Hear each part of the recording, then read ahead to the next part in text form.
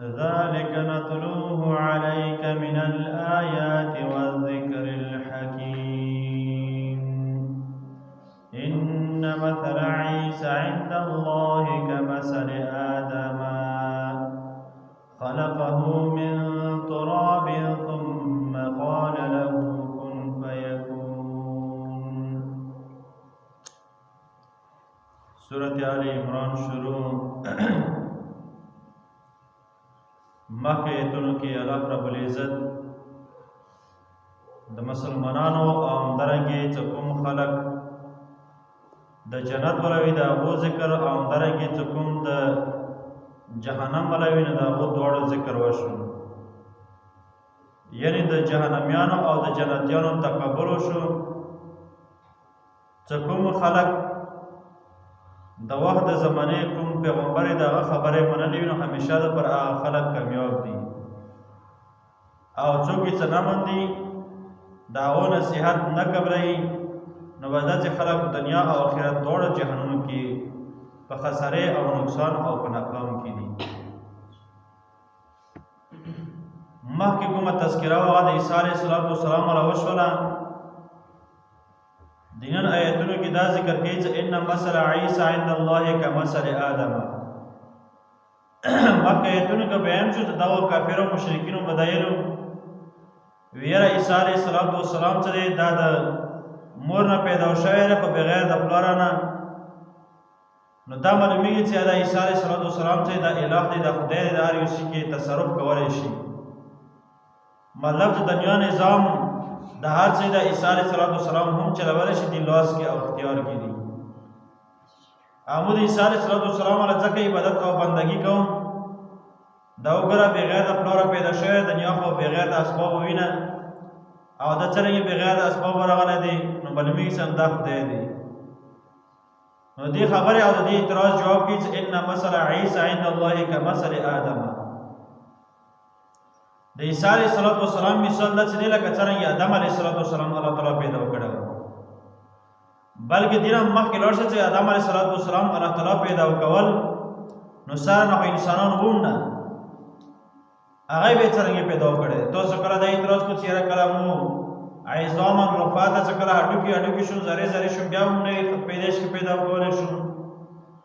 نه، بلکې دې خبرې ته سوچ وکړو که څرنګه آدم علیه السلام بغیر د څه نقشې نه بغیر د څه اسبابو نه کن فیکون سره آدم علیه السلام پیدا کړی دی بغیر د څه نقشې نه. او بعد کې خبره د عیسی علیه السلام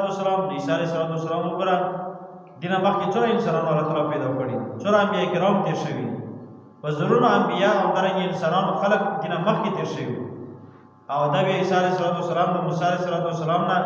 500 کاله پس دی بیا راغلی دی. او بیا تاسو یې چې د عیسی علیه السلام الہ دی نه، بلکې دا الہ نشي کېدلی، خدای نشي کېدلی هېڅ کله هم. ان مثل عیسی عند الله کمثل آدم.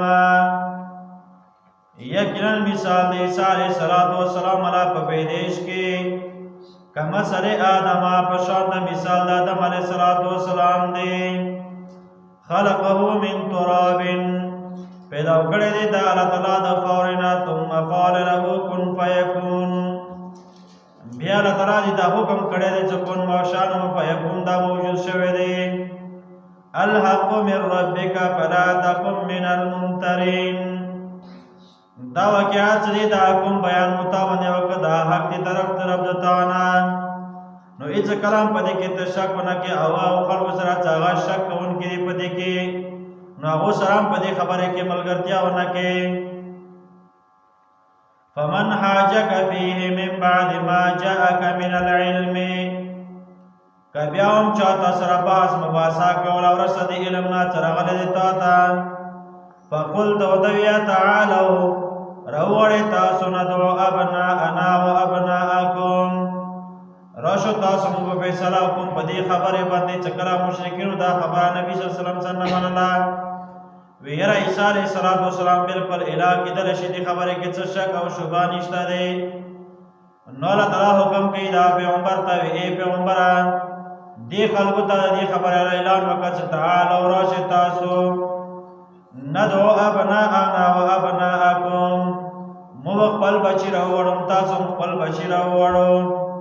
ونساءنا ونساءکم مو ټول مؤمنان خځې راوړم او تاسو خپل کافرې خځې مشرکین راوړو وانفسنا وانفسکم خدا هم بیانوي ځکه چې دنیا کې مشرک وي نو بیا به حاضرېږي زه په خپله باندې حاضر یم صحابه کرام هم درنګې نور مؤمنان حاضر دي لہذا تاسو هم ټول حاضر شو ثم نبتهل فنجعل لعنة الله بیا مو عجزي وکړو الله تعالی ته او وګرځو لعنت الله تعالی ولا علی الکاذبین په دروغونکو باندې مزه نبی کریم صلی الله علیه وسلم د خلکو د چیرې جوړ کړو وی که تاسو دا مسلمان مسلمان چې الله تعالی یو دی الله تعالی نه کې دوی کې مخلوق نه کړي دا خبره تاسو نه مانو نو بس تکړه شو تاسو خپل خزي او بچي هر سره وبسو موږ به وبسو میدان ته بلور شو هغه ځای کې بیا مباهله وکړو مباهله دي تیر شي بیا هغه ځای کې لعنت الله تعالی او بدعا وکړي چې موږ دوړ ډلو کې لګه کومه وډاله مو کې په حق باندې الله تعالی هغه کامیاب کې او چې کومه نه حق وي په شرک او کفر باندې نو هغه الله تعالی هلاک کی نبی کریم صلی الله علیه وسلم حدیث کې فرمایي وی کچره دا خلق راوتلی نو الله تعالی دا ورڅ سي زوالي ختم کړي وي لکه څنګه ابو جهل څکرا جنگي باغ تر کېدل لوړ مکی کوټیاله کپڑے ونستل غلاف او دا دعا کوي یا رب مود ورډل کې دا صحابه کرام نبی صلی الله علیه وسلم او درنګي مودا مشرکین کچره دا مو د خپل خدای نه منی کوي او دا سره دروزم کوي